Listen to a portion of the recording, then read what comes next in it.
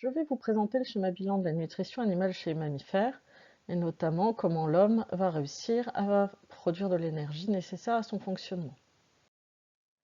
Alors, je vous ai mis un schéma ici simplifié d'un organisme mammifère. Vous allez trouver en vert l'appareil digestif qui permet la transformation des aliments en nutriments grâce aux enzymes digestives. Vous retrouvez ici en marron l'appareil respiratoire qui lui va permettre le prélèvement du dioxygène de l'air et le rejet du dioxyde de carbone.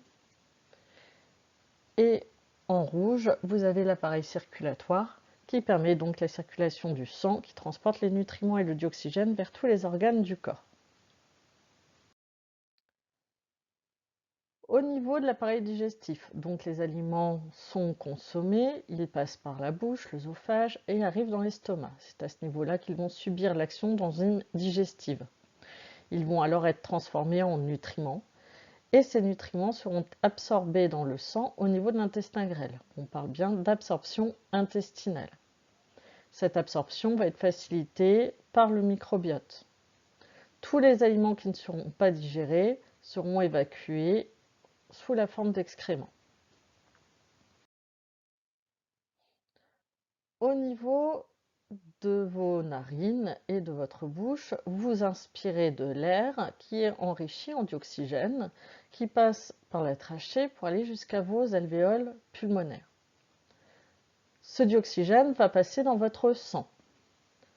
Au contraire, on va avoir un déchet qui s'appelle le dioxyde de carbone qui pourra être évacué au niveau des poumons dans l'air expiré.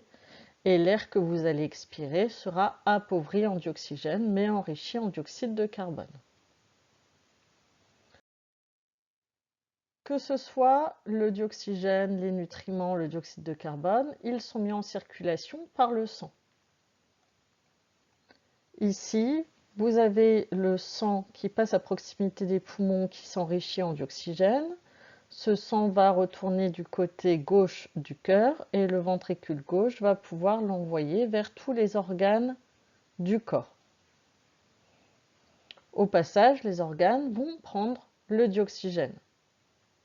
Ils vont également prendre les nutriments.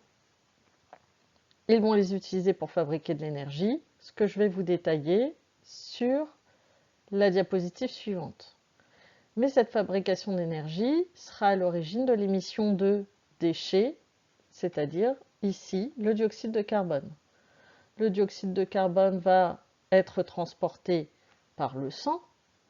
Il va arriver du côté droit du cœur. Ce côté droit du cœur va ensuite envoyer ce sang appauvri en dioxygène au niveau des poumons et le dioxyde de carbone pourra être évacué alors que le dioxygène va pouvoir revenir dans votre sang.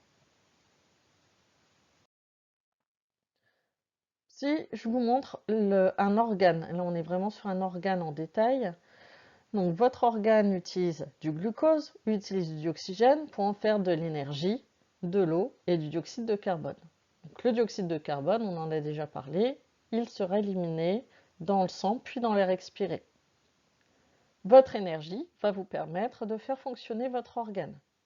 Ce fonctionnement des organes va également être permis par les autres nutriments que vous allez consommer. Fonctionnement par exemple contraction musculaire, ça peut être juste remplir son rôle dans le cas de votre cerveau pour vous faire réfléchir.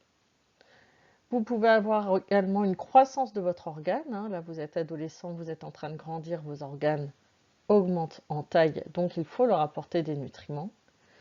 Et ce fonctionnement, cette croissance ou ce renouvellement cellulaire, quand on est à l'âge adulte, les cellules continuent de mourir, mais elles sont remplacées par des nouvelles, vont aussi être à l'origine de la production d'autres déchets comme l'urée.